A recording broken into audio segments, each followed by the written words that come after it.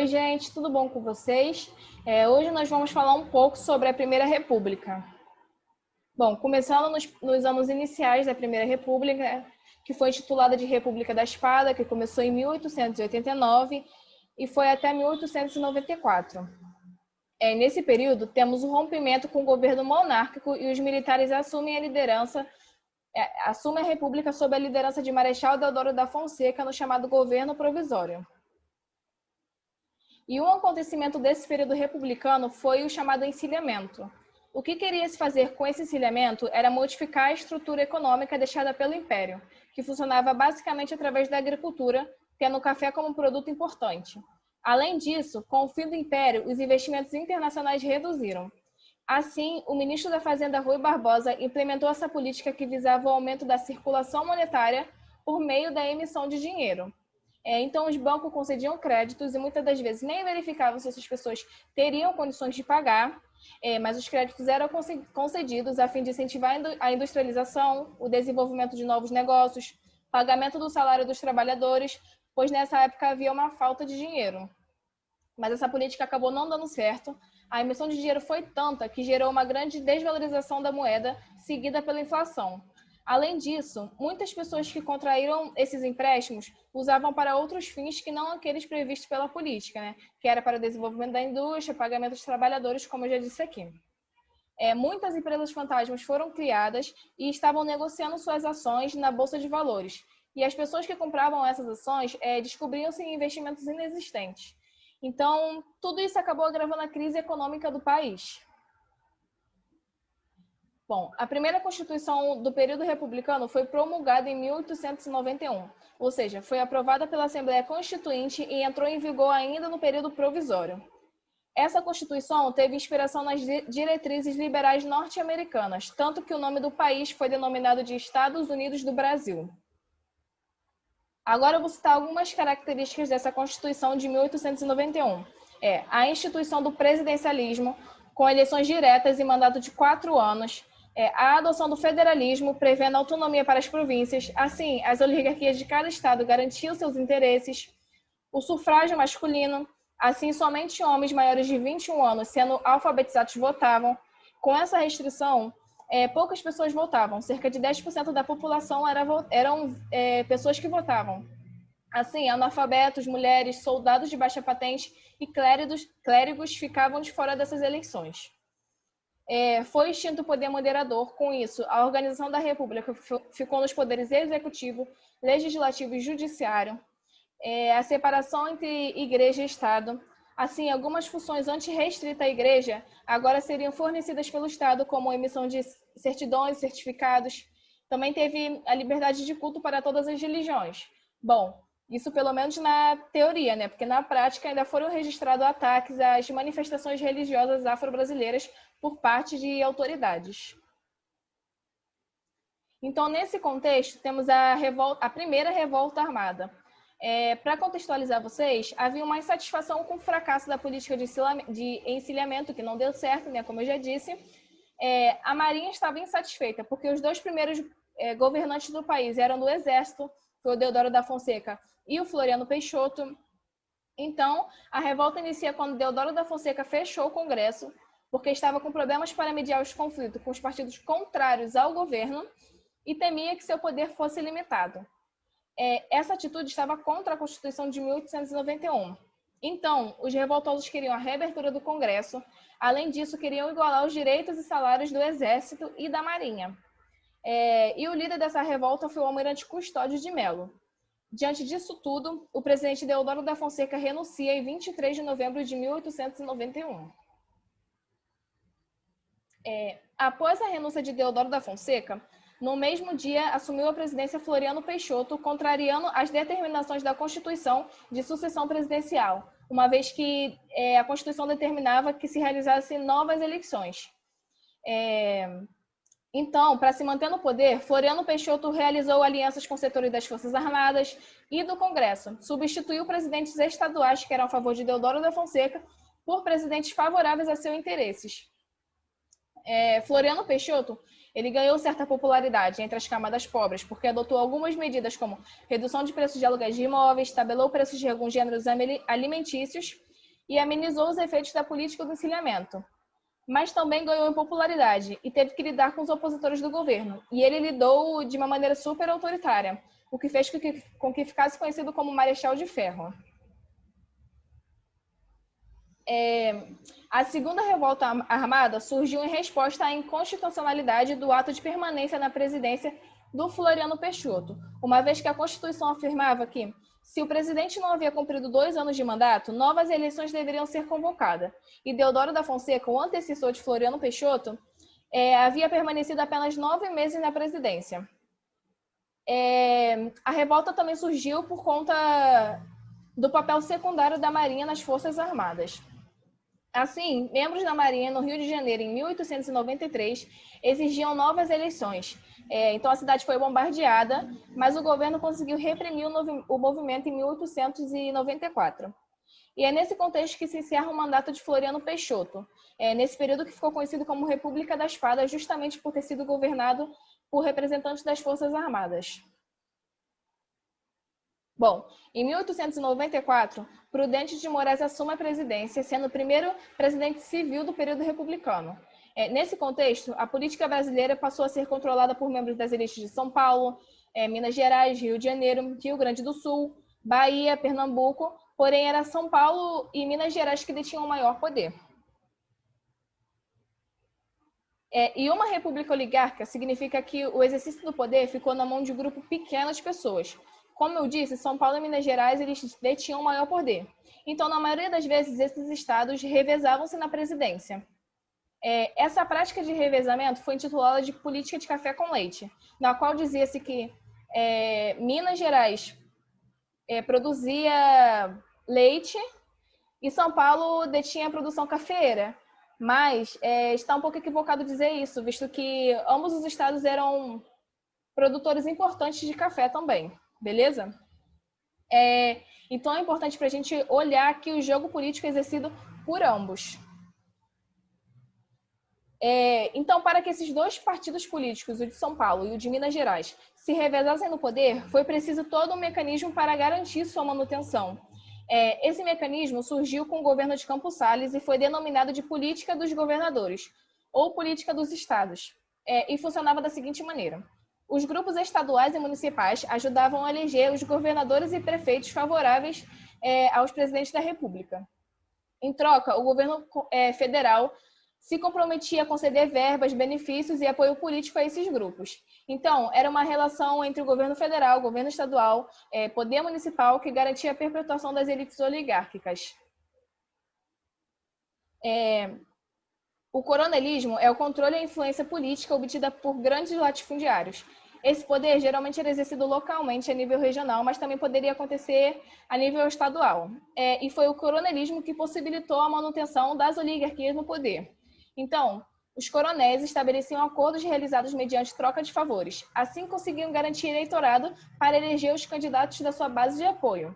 Eles ofereciam alimentos, dinheiro, remédio, segurança e emprego para que as pessoas votassem nos candidatos dos coronéis.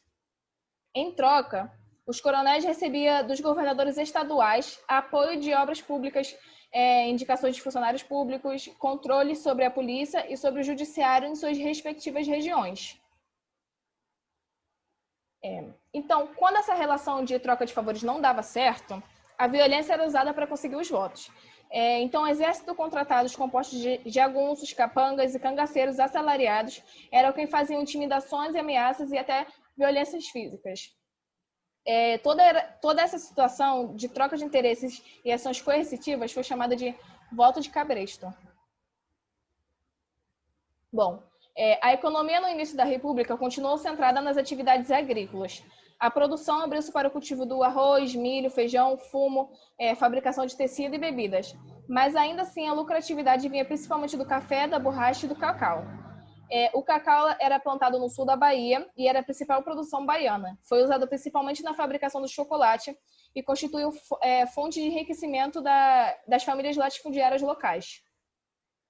A produção da borracha foi impulsionada por conta do surgimento de indústrias como automobilística, de bicicleta e de pneus, já que a borracha é uma matéria-prima essencial para a fabricação, né?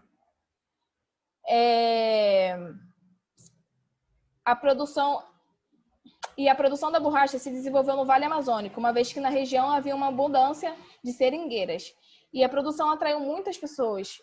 Até mesmo no período do Segundo Reinado, muitas pessoas já iam trabalhar na Amazônia na extração do látex, né?